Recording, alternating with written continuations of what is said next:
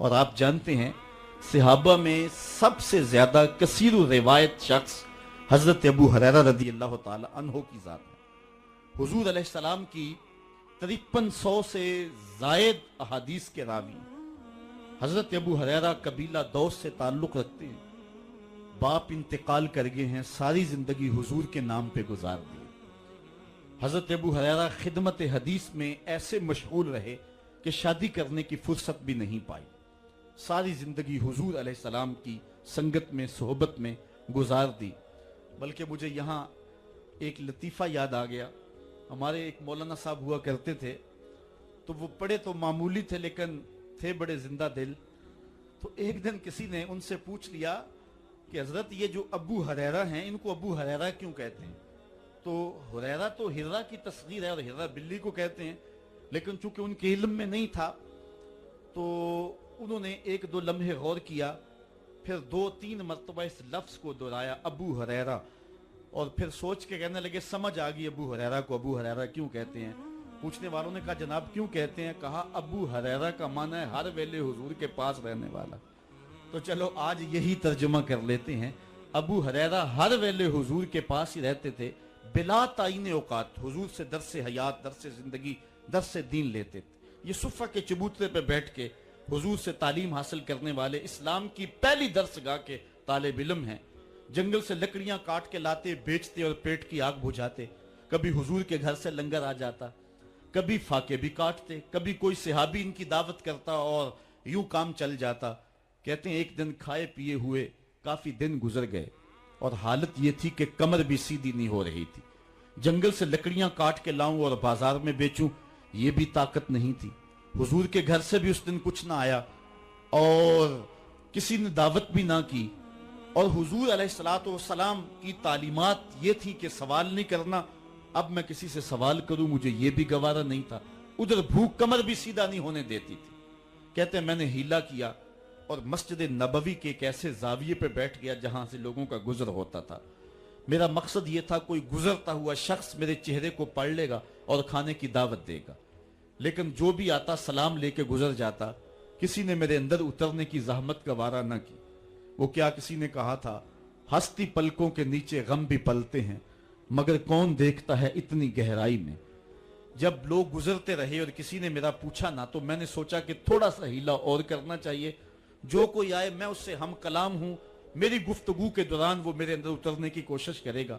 کہتے ہیں حضرت عمر رضی اللہ تعالیٰ عنہ آ گئے، میں نے ان سے قرآن مجید کی ایک آیت پوچھی۔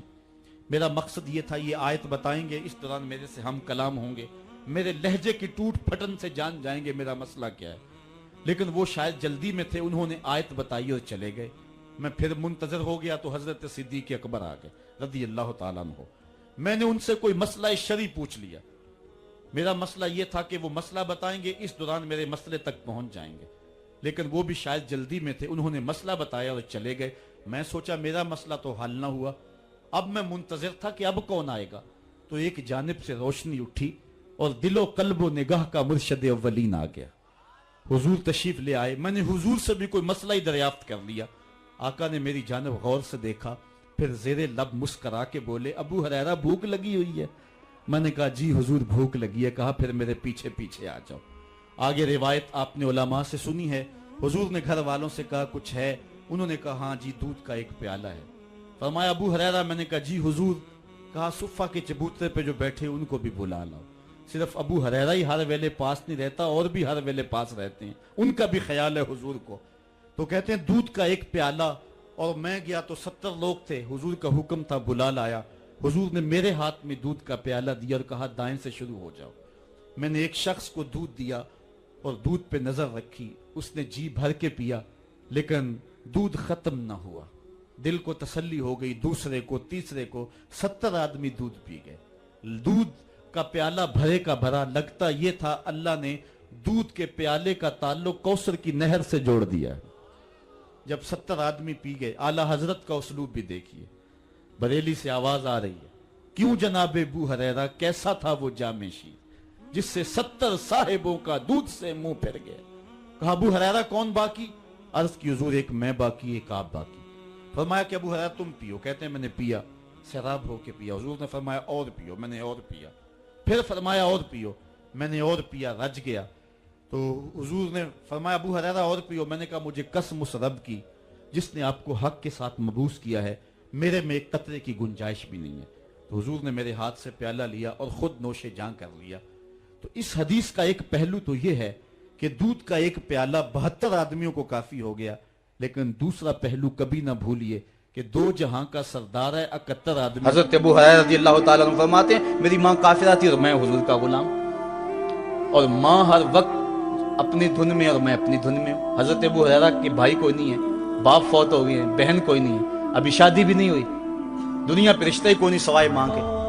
گھر آتے ہیں تو ماں سے بات کرنی ہوتی ہے، جو سن کے آتے ہیں ماں سے وہ دکھ کھولنا ہوتا ہے، بات کرنی ہوتی ہے، حضور کی باتیں سنانی ہوتی ہیں، لیکن ماں ہے اتفاق سے کافرہ ہے، حضور کی بات وہ سننا گوارا نہیں کرتی۔ حضرت ابو ہریرہ کو اور بات آتی کوئی نہیں، وہ تو کرتے ہی حضور کی باتیں۔ ایک دن حضور کی بات چھیڑی، ماں کی زبان سے کوئی جملہ ایسا نکلا جو سخت تھا، گوارا نہ ہوا، چھوڑ دیا گھر کو۔ ماں تیری عظمت کو سلام، لیکن رسول اللہ کے مقابلے میں تیری کوئی شان نہیں ہے۔ گھر سے نکلے، لیکن نکلے تو پاؤں ڈگمگا رہے تھے کہ دنیا پہ ایک ہی رشتہ تھا، وہ بھی جاتا رہا۔ چند قدم چلے تو دل میں خیال آیا سارے دکھوں کا جو مداوع کرتا ہے مساقہ کی بارگاہ میں یہ دکھڑا کیوں نہ بیان کر دو۔ دریائے رحمت جوش میں تھا، وہ دلوں کی حالتیں بوجھ لینے والے آقا نے پوچھا ابو ہریرہ کیا ہے؟ عرض کی حضور میری ماں کی ہدایت کے لیے دعا کر دو۔ یہ کہا اور پھوٹ پھوٹ کے رونے لگے۔ حضور نے فوراً ہاتھ اٹھا دیے اور مسلم کے لفظ ہیں اللہم اہد ام ابی ہریرہ تا، اے اللہ ابو ہریرہ کی ماں کو ہدایت عطا کر دے۔ بس یہ بات سنی حضرت ابو ہریرہ کا چہرہ کھل اٹھا، اپنے گھر کو دوڑ لگا دی۔ کوئی رستے میں ملا، کہا ابو ہریرہ اتنی تیز تو تم کبھی نہیں دوڑتے تھے، آج کیا ہوا؟ اتنی تیز تیز کیوں دوڑ رہے ہو؟ کہا آج ہی تو دیکھنا چاہتا ہوں کہ گھر پہلے میں پہنچتا ہوں یا میرے آقا کی دعا پہلے پہنچتی ہے۔ حضرت ابو ہریرہ فرماتے ہیں جب میں گھر پہنچا تو دروازہ بند تھا، میں نے دستک دی، اندر سے آواز آئی بیٹا ٹھہرو میں آتی ہوں۔ کہا اس لہجے کو جان گیا، اس میں محمد کی بولی بول رہی ہے۔ کہا تھوڑی دیر کے بعد میری ماں آئی، تازہ غسل کی وجہ سے اس کے بالوں سے پانی کے قطرے ٹپک رہے تھے، اور میری ماں زنجیر کھول رہی تھی، اس کے لبوں پہ شہادت کا کلمہ جاری تھا۔ اللہ اکبر۔ حضرت ابو ہریرہ نے ساری زندگی کمان کو بے وضوحات نہیں لگایا۔ کسی نے کہا ابو ہریرہ یہ کمان تو ہندوستان سے بن کے آئی ہے، کہا کہ اس کمان کو بھی بے وضوحات نہیں لگاؤں گا، اس لیے کہ اس کی شکل اس کمان سے ملتی ہے جو میرے حضور کے ہاتھ میں رہی، میں اس کو بھی بے وضوحات نہیں لگاؤں گا۔ یہ تھی ان کی محبت۔ آقا کریم علیہ السلام نے ارشاد فرمایا کہ کون ہے جو مجھ سے یہ کلمات لے اور ان پر خود عمل کرے اور پھر آگے ان لوگوں تک پہنچائے جو ان چیزوں پر عمل کرے۔ تو بہت سارے لوگ جھولیاں پھیلا کے آگے بڑھ جاتے، لیکن علم کے لیے جو حرص حضرت ابو ہریرہ کے سینے میں تھی اس وجہ سے انہوں نے پہل کی اور آگے بڑھ کے عرض کی حضور یہ خیرات میری جھولی میں ڈال دیجیے، میں خود بھی عمل کروں گا اور ایسے لوگوں تک پہنچاؤں گا بھی جو ان پر عمل پیرا ہے۔ تو کہتے حضور نے میرا ہاتھ پکڑ لیا اور 5 چیزیں گنوائیں۔ پہلی بات میرے حضور نے ارشاد فرمائی اتق المحارم تکن عابد الناس، اللہ کی حرام کردہ چیزوں سے بچ جاؤ، تم لوگوں میں سب سے بڑے عبادت گزار بن جاؤ گے۔ دوسری بات ارشاد کی وَرْضَ بِمَا قَسَمَ اللَّهُ لَكَ تَكُنْ أَغْنَى النَّاسِ، اللہ کی تقسیم پہ راضی ہو جا، لوگوں میں سب سے بڑا غنی تو ہو۔ پھر ارشاد فرمایا وَأَحْسِنْ إِلَى جَارِكَ تَكُنْ مُؤْمِنًا، اپنے ہمسائے کے ساتھ سلوک اچھا کر تو کامل مومن ہو جائے۔ چوتھی چیز وَأَحِبَّ لِلنَّاسِ مَا تُحِبُّ لِنَفْسِكَ تَكُنْ مُسْلِمًا، اگر تم کامل مسلمان بننا چاہتے ہو تو جو اپنے لیے پسند کرتے ہو تمام مخلوق کے لیے وہ پسند کرو۔ اور 5ویں بات وَلَا تُكْسِرِ الضِّحْكَ فَإِنَّ كَثْرَةَ الضِّحْكِ تُمِيتُ الْقَلْبَ، ابو ہریرہ زیادہ ہنسا نہ کرو، زیادہ ہنسنے سے دل مر جاتا ہے۔ مسکرانا تو سنت ہے، مسکرانا حضور کی عادت تھی، جس کی تسکین سے روتے ہوئے ہنس پڑیں، اس تبسم کی عادت پہ لاکھوں سلام۔ مسکرانے کے بعد اگلا مرحلہ دہک کا آتا ہے، لیکن دہک کبھی کبھی حضور سے صادر ہوا اور کہا یہ حضور علیہ السلام سے صادر نہیں ہوا، تو کہے سے منع کر دیا گیا۔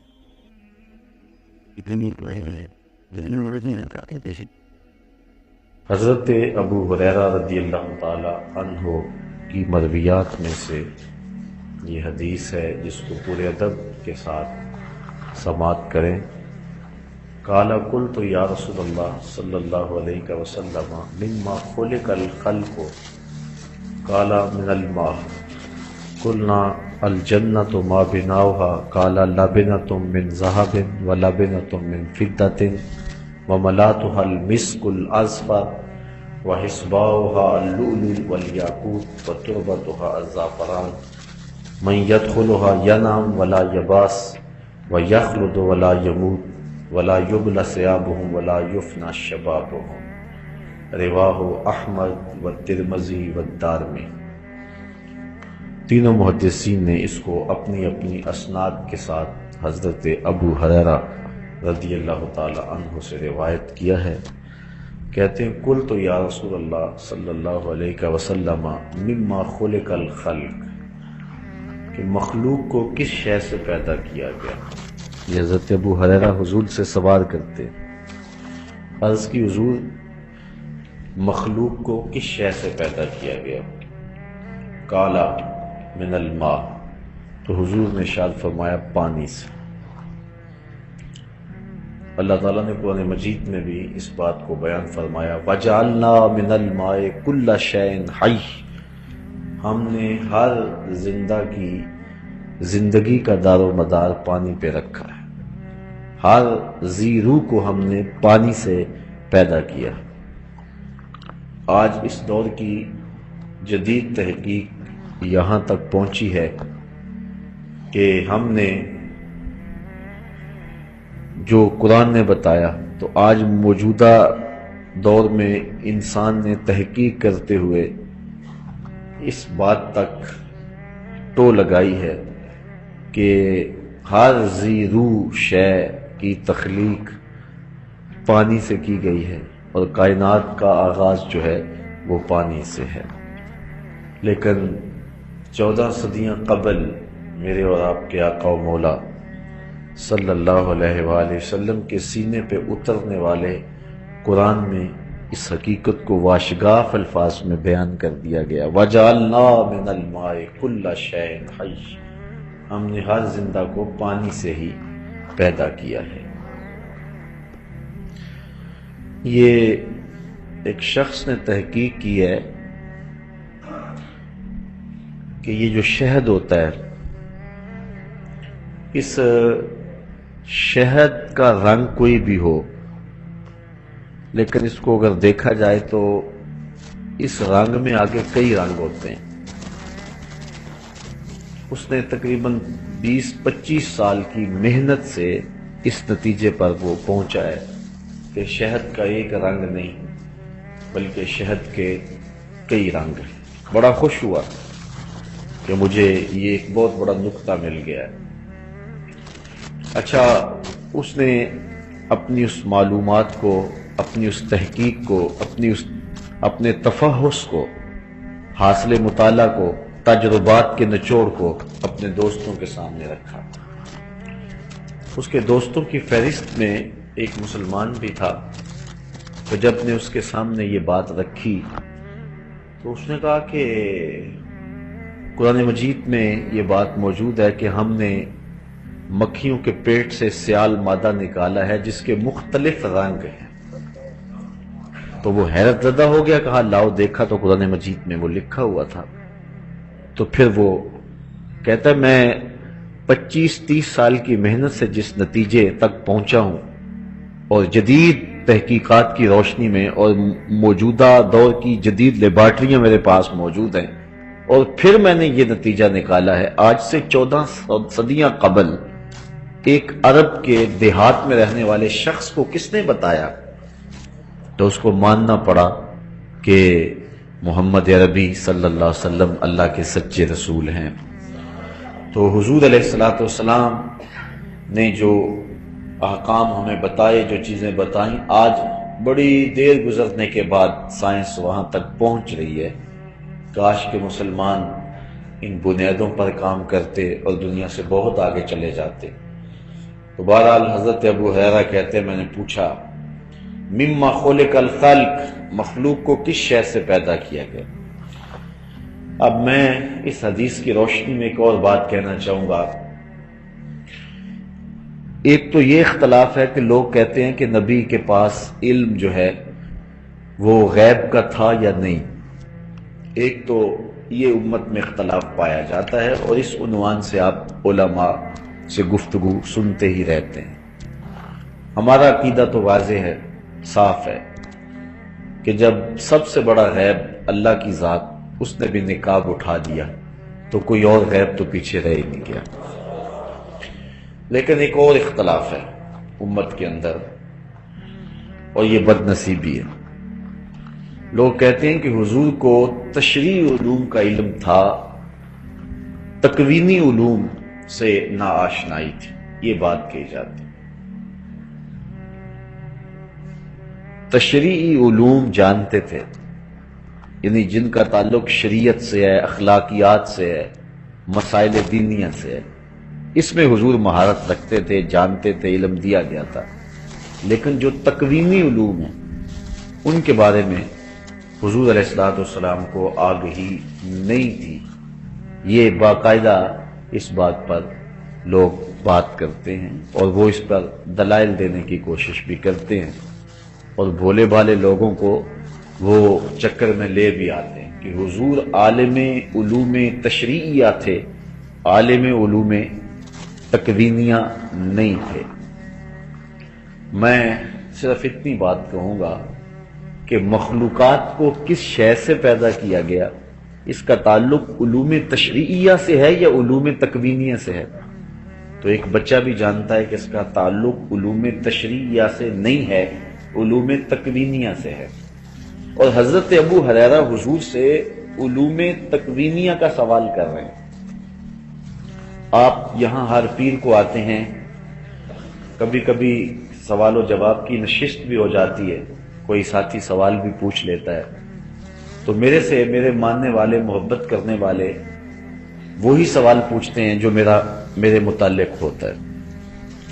کبھی کسی طالب علم نے، کسی شخص نے مجھے کیمسٹری اور بیالوجی کا کوئی مسئلہ اور الجبرے کا کوئی کلیہ نہیں پوچھا ہے، اس لیے کہ وہ جانتے ہیں کہ اس شخص کی معلومات جو ہیں وہ تشریعی علوم تک ہیں، اور یہ جو علوم ہیں یہ شخص اس کے بارے میں معلومات نہیں رکھتا ہے، اس لیے کبھی آپ نے مجھ سے یہ سوال نہیں کیا. اور اگر آپ میں سے کوئی مجھے اٹھ کر کے پوچھ لے کہ پانی کا کلیہ کیا ہے، تو پھر یا تو ہم کہیں گے کہ یہ جانتا نہیں ہے، یا پھر اس کو یہ خیال ہے کہ یہ شخص جو ہے وہ یہ معلومات بھی رکھتا ہے. تو میں صاف کہہ دوں گا میاں، یہ بات جو آپ کہہ رہے ہیں یہ میرے مضمون سے متعلق نہیں ہے. مجھ سے تو کوئی مسئلہ پوچھیے، کوئی فقہ کی بات پوچھیے. آپ مجھے جو ہیں وہ پوچھ رہے ہیں ایٹم کی ساخت کے بارے میں پوچھ رہے ہیں، الیکٹران، پروٹون اور نیوٹران کی ساخت کے بارے میں پوچھ رہے ہیں، یہ جزء لا یتجزا کے بارے میں سوال کر رہے ہیں. یہ میرا مضمون نہیں ہے، آپ اس کے بارے میں مجھ سے سوال نہ کیجئے. میں آپ کو روک دوں گا، ٹوک دوں گا. چلو کسی ایک سطحی بات کا جواب دے لوں گا. اگر آپ مزید دقت میں جائیں گے تو پھر میں سٹاپ تو آ جائے گا، میں اس کے آگے بات نہیں کر سکوں گا. لیکن ایک صحابی حضور سے پوچھ رہے علم تکوینی کے بارے میں، تو صحابی کا عقیدہ یہ ہے کہ نبی تشریعی علوم کا بھی واقف ہے اور نبی تکوینی علوم سے بھی آگاہ ہے، اس لیے تکوینی علوم کا سوال کیا جا رہا ہے.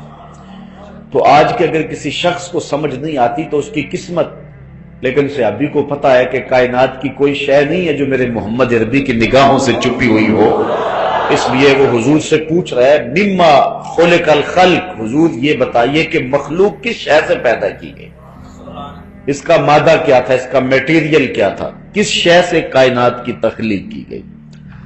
ایک تو سوال بتاتا ہے کہ ان کا عقیدہ کیا تھا، اور دوسرا پھر حضور کا اس پر ٹوکنا نہ، منع نہ کرنا. تو میاں میں نبی ہوں تو مجھے تم اس عنوان سے سوال کیوں کرتے ہو. آقا کریم نے یہ جواب نہیں دیا، بلکہ حضور نے فرمایا قال من الماء، فرمایا پانی سے پیدا کیا گیا. قال من الماء کس شے سے پیدا کیا گیا؟ پانی سے. قلنا الجنت ما بناؤها. اچھا یہ بات تو بتائی، اس نے پوچھی، حضرت ابو ہریرہ نے، حضور نے بتا دی لیکن سوالات کا سلسلہ آگے بڑھا. کہا حضور ایک اور بات بتائیے کہ جنت کس شے سے بنائی گئی ہے؟ یہ مخلوقات جو دنیا کی ہیں یہ تو بنائی گئی ہیں پانی سے، لیکن جنت کس شے سے بنائی گئی ہے؟ اب حضور نے سارا میٹیریل بیان کر دیا، کیا کیا لگی ہے شے جنت کو بنانے میں. یہ عمارت بنی ہے، اس کو سیمنٹ بھی لگا ہے، سریا بھی لگا ہے، اینٹیں بھی لگی ہیں، بجری بھی لگی ہے، ریت بھی ڈالی گئی ہے. پھر اس کے بعد تعمیر کا سلسلہ آگے چلے گا تو اس کو ٹائل بھی لگائی جائے گی، رنگ روغن سب کچھ تو بتانا پڑے گا نا اس کو یہ لگا ہے. بنیادوں میں پتھر کوٹا گیا ہے، پھر بجری ڈالی گئی ہے، پھر ڈیمپ ڈالا گیا ہے، پھر اس کے بعد جو ہے وہ اینٹیں ہیں، اینٹوں کے اندر سریا ہے، یہ سب کچھ بتانا پڑے گا. تو صرف اتنا پوچھا جائے کہ یہ مسجد کس شے سے بنائی گئی ہے تو ہمیں سب کچھ بتانا پڑے گا. صحابی پوچھتا ہے جنت کی بنا کیسے ہوئی، جنت کی شے سے بنائی گئی. اب سنو رسول کیا بیان فرما رہے ہیں. اللہ اکبر. قال لابنۃ من ذهب و لابنۃ من فضہ. فرمایا کچھ اینٹیں سونے کی تھی، کچھ چاندی کی تھی. کچھ اینٹیں سونے کی تھی اور کچھ اینٹیں چاندی کی تھی. وَمَلَاتُهَا الْمِسْكُ الْأَزْفَرُ. اور جو گارا تھا نا، جو مسالہ جوڑنے کے لیے تھا، وہ خالص کستوری کا تھا. خالص کستوری، ملاوٹ والی نہیں، خوشبودار کستوری کا تھا. وَحَسْبَاؤُهَا اللُّؤْلُؤُ وَالْيَاقُوتُ. اور جو بجری تھی وہ موتی اور ہیروں کی تھی. یہ دیکھو جنت کی بنا حضور بیان کر رہا ہے. اس کی جو بجری ہے وہ موتیوں کی ہے اور ہیروں کی بنائی گئی ہے. وَتُرْبَتُهَا الزَّعْفَرَانُ. اور جو اس کی مٹی ہے وہ زعفران کی ہے. جو مٹی ہے، فرش ہے، وہ کس کا ہے؟ زعفران کا. یہاں تو لینے جائے نا تولوں میں تو 1500 روپے تولا زعفران نہیں، 1500 نہیں ملے گا. کوئی حکیم ہو تو وہی بتا سکتا ہے کہ کتنے ہزار روپے تولا ہے.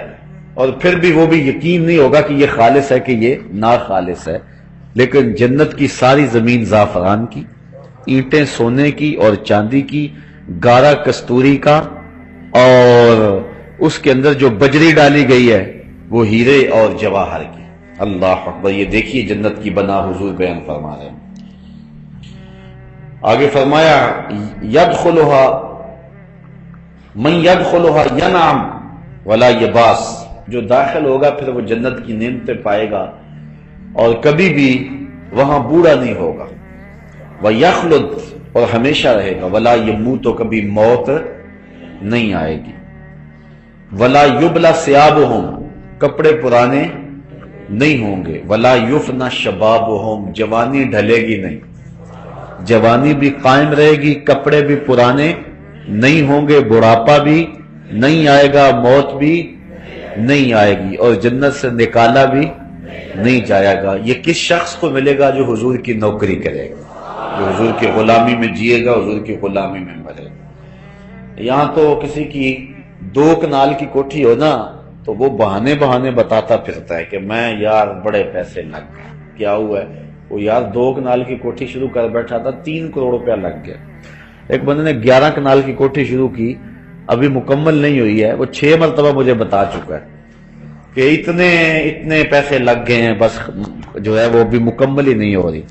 تو جس کے پاس 11 کنال کی کوٹھی ہو وہ تو پھولے نہیں سماتا کہ میرے پاس 11 کنال کی کوٹھی ہے، 10 کنال کی کوٹھی ہے، 1 ایکڑ کی کوٹھی ہے، 2 ایکڑ کی ہے. لیکن جنت کے محل یہ تو اینٹوں سے ہے نا، اور وہ بھی بڑا امیر بھی ہو، لیکن جو بنیادوں میں اینٹیں لگاتا ہے وہ کھنگڑی لگاتا ہے. وہ اول اینٹ بنیادوں میں نہیں لگاتا. لیکن اللہ نے جنت میں جو محل بنایا ہے اس کی بنیادوں میں بجری نہیں، ہیرے بھرے ہیں اور موتی بھرے ہیں. اللہ اکبر. یا کہتے ہیں یار اوپر پلستر کاری دینا ہے نا تو 9 ایک کا مسالہ ڈال لو. وہ بھی کہتے ہیں 9 دابڑے ریت کے اور 1 دابڑا سیمنٹ کا. یار اوپر پلستر بھی تو کرنا ہی کرنا ہے نا، تو کوئی بات نہیں ہے، بڑی مضبوط ہو جائے گی. اور سریا بیم ڈالنا ہے تو 2 سریے کافی ہیں. لیکن وہاں دیکھو کہ جو مسالہ ہے وہ کس چیز کا ہے؟ کستوری کا. اور کستوری بھی ملاوٹ والی نہیں ہے. ذرا دیکھو حدیث کے لفظ وَمَلَاتُهَا الْمِسْكُ الْأَزْفَرُ. حضور فرماتے ہیں کہ کستوری لگی ہوئی ہے اس کے مسالے میں، اس کے گارے میں کستوری لگی ہوئی ہے. اور فرمایا وہ بھی ناخالص نہیں ہے، وہ بھی خالص لگائی گئی ہے. خوشبودار کستوری سے وہ محل تعمیر کیے گئے ہیں جس کی بنیادوں کے اندر ہیرے اور جواہر ڈالے گئے، موتی اور یاقوت ڈالے گئے، لال اور پکھراج ڈالے گئے، اللہ اکبر، اور اس کی اینٹیں سونے کی ہیں اور چاندی کی ہیں، اور اس طرح جنت کے محل تعمیر کیے گئے ہیں۔ اور پھر جو اس محل میں جائے گا نہ مرے گا، نہ بوڑھا ہوگا، نہ کپڑے پرانے ہوں گے، نہ گرد اڑے گی، نہ لباس پھٹے گا، اور نہ ہی وہاں سے وہ نکالا جائے گا۔ اللہ حضور کے صدقے ہمیں جنت کی بہاریں عطا فرمائے۔ یار یہاں رہ لے جھوپڑیوں میں کوئی بات نہیں، گزر ہی جانی ہے نا، کتنی گزر گئی ہے، باقی بھی تو گزر ہی جانی ہے، جو تھوڑی سی گزر جائے گی، رہ گئی ہے گزر جائے گی۔ سودا کریں، وہ سونا سودا اللہ سے خریدیں۔ اللہ اکبر، اللہ اکبر۔ اللہ تعالیٰ اپنے خاص کرم سے ہمیں وہ نصیب فرمائے۔ اچھا، ہم اچھے تو نہیں ہیں، اعمال بھی اچھے نہیں ہیں، تو شیخ سعدی شرازی علیہ رحمہ کا مجھے شعر یاد آیا، میرے والد گرامی اس کو بڑے ذوق سے پڑھا کرتے تھے۔ شنیدم کے در روز امید و بیم، شنیدم کے در روز امید و بیم، بداں را بنیکاں ببخشد کریم۔ شیخ سعدی کہتے ہیں میں نے سنا ہے قیامت کے دن اللہ تعالیٰ بروں کو نیکوں کے صدقے بخش دے گا، اس لیے من گرچہ از پاکاں نیم با پاکاں بستا۔ ایک شیخ کہتا ہے کہ میں اگرچہ پاک نہیں ہوں لیکن پاکوں کے ساتھ جڑا ہوا تو ہوں نا، میں حضرت شاہ نقش بند بخاری کی لڑی سے وابستہ تو ہوں نا، اس لیے اللہ میرے اوپر کرم فرما دے گا۔ کبھی آپ نے دیکھا ہے گلدستہ جو بازار میں بکتا ہے پھولوں کا، تو اس کو جو باندھا ہوا ہوتا ہے وہ تو گھاس سے باندھا ہوا ہوتا ہے، تو جو قدر و قیمت ان پھولوں کی ہے وہی گھاس کی ہو جاتی ہے۔ شیخ سعدی نے یہاں ایک اور مثال دی، فرماتے ایک دن میں حمام میں گیا تو میں نے مٹی سونگھی تو اس سے خوشبو آ رہی تھی، میں نے کہا تو مشک ہے یا عنبر؟ اس نے کہا میں مٹی ہوں، لیکن جمال ہم نشیں در من اثر کر وگرنہ من ہما خاکم کے ہستم، میں چند دن پھول کی جڑوں میں بیٹھی رہی ہوں اور میرے ہم نشیں کا جمال میرے اندر تاثیر کر گیا، ہوں تو اوقات کی مٹی، ذات کی مٹی، لیکن پاکوں کی سنگت اور صحبت اور پھولوں کی خلوت اور پھولوں کی جلوت نصیب ہو گئی اور میرے من میں خوشبو بس گئی۔ اس لیے اللہ والوں کی صحبت اور نیک لوگوں کی سنگت اور ان کے ساتھ نسبت انشاءاللہ مٹی کو بھی قیمتی کر دے گا اور ہماری خاک بھی ٹھکانے لگ جائے گی۔ اللہ اپنے کرم سے، اپنے فضل سے ہمیں اپنی رحمتوں کا حصار اور سایہ نصیب فرمائے۔ تے نام ہے جوگی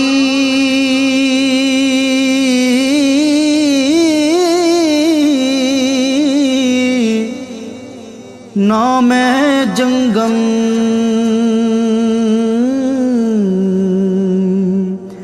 تے نام ہے چلا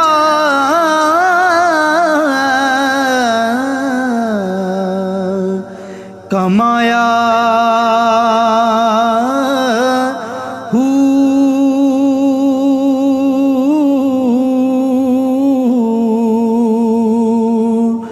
نام ہے بھج